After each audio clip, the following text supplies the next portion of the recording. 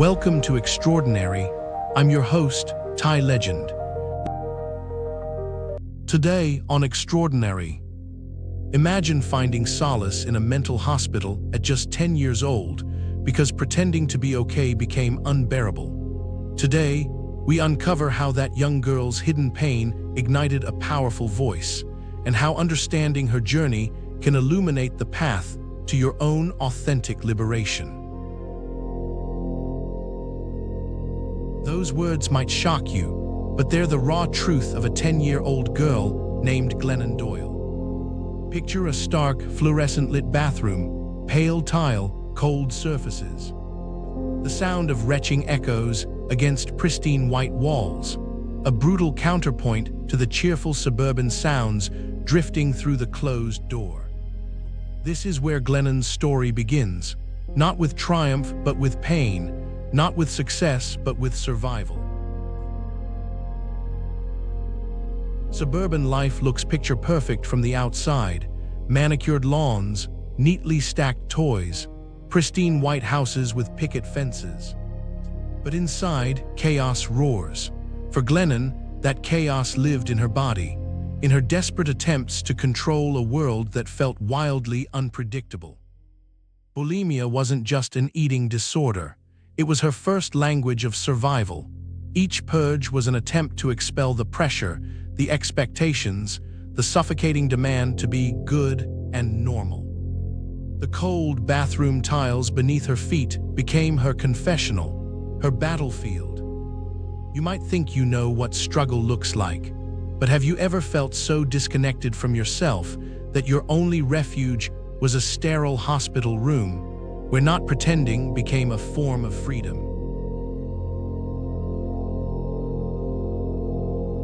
Fast forward to high school. Glennon becomes prom queen, a triumph, right?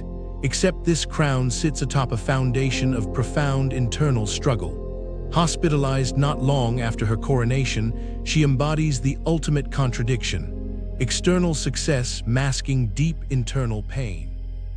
Think about the masks you wear, the versions of yourself you present to the world. How many of those masks are slowly suffocating your true self? 16 years. 16 years of dancing with addiction, alcohol, drugs, a constant cycle of self-medication and temporary escape. Dark bars, chaotic living spaces, a relentless rhythm of trying to numb the pain to fit into a world that never quite felt right. Her addiction wasn't a weakness, it was a survival mechanism, a way of coping with a world that demanded she be something she was not. Pregnancy changed everything. Suddenly, the stakes weren't just about her survival anymore. A child's life hung in the balance. Her sister's intervention, taking her to that first recovery meeting, became a pivotal moment. Not a magical transformation, but the beginning of a long, difficult journey toward authenticity. Momastery, her blog, more than just words on a screen, it became her lifeline, a place where she could shed the masks, where vulnerability wasn't a weakness but a superpower.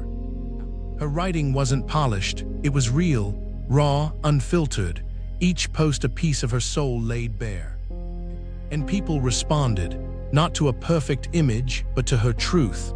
You're reading this right now, and something in you recognizes that truth, the part of you that's tired of performing, tired of pretending. Glennon was creating something revolutionary, not just a blog, not just a platform, but a movement of radical honesty.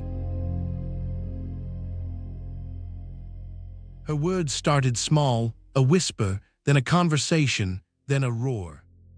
She wrote about addiction, about mental health, about the lies society tells women about who they should be.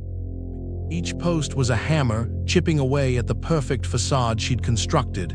But transformation is never linear, never clean. It's messy, painful, beautiful. And Glennon was just getting started.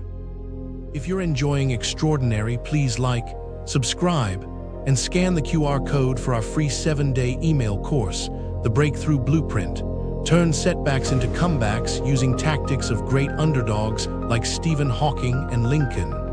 Now, back to the episode. Her truth began to challenge everything: marriage, faith, social expectations. Each step forward was a battle against a world desperate to keep her silent. When Glennon met Abby Wambach, everything changed. Not just her personal life, but her entire understanding of authenticity. Ending her marriage wasn't just a personal decision. It was a radical act of self-liberation. Imagine standing in a spotlight, knowing your most intimate choices will be dissected by millions. Her faith community condemned her. Social media erupted with judgment, but Glennon stood firm. She didn't just survive, she transformed pain into power. Together, Rising became more than a nonprofit. It was a revolution disguised as philanthropy. Raising over $55 million, she created a model of grassroots giving that challenged traditional charity structures. Love flash mobs weren't just fundraisers, they were collective acts of human connection. Each donation represented more than money, it was a statement, a collective "we see you" to families in crisis. We Can Do Hard Things wasn't just a podcast, it was a manifesto of human resilience. With Abby by her side, Glennon created a platform where vulnerability wasn't weakness, it was strength. Millions tuned in not for perfection, but for raw, unfiltered human experience. Her books weren't self-help manuals, they were love letters to human complexity. Untamed became more than a bestseller. It was a permission slip for millions to reject societal expectations and embrace their true selves. You're reading this and feeling something stir inside you: recognition, possibility. Here's the truth Glennon discovered: your pain is not your enemy, it's a compass, a guide pointing toward your most authentic self. Her journey wasn't about overcoming, it was about understanding, about transforming the very things society told her to hide into her greatest source of power. The girl who once found refuge in a mental hospital now stands on stages with Alicia Keys. The woman who was told to be quiet now leads millions in conversation. The addict became an advocate. The performer became a truth teller. Where are you hiding? What truth are you suffocating to maintain a facade of okay? Glennon's story isn't about her.